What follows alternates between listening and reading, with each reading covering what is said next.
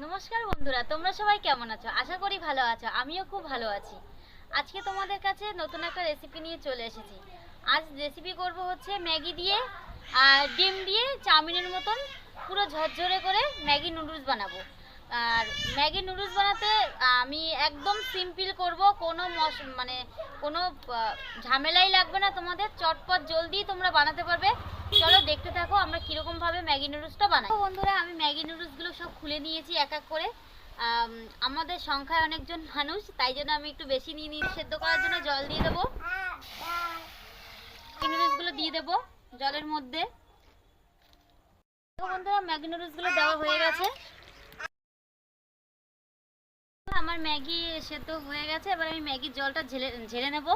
এই ঝোলটা ফেলাতে হয় না জলটা, কিন্তু ম্যাগি যেহেতু আমি ঝুরো ঝুরো করবো, যার কারণে আমার জলটা ছেঁকে ফেলে দিতে হবে। চটপট জলদি তোমাদের 2 থেকে 3 মিনিটের মধ্যে তোমাদের ম্যাগি রেডি হয়ে যাবে। এই দেখো বন্ধুরা, আমি ডিমটা নিয়ে নিয়েছি। এবার ডিম দুটো দিয়ে দেবো তেলের উপরে। ডিমের মধ্যে আমি অল্প একটু হলুদ দিয়ে দিলাম।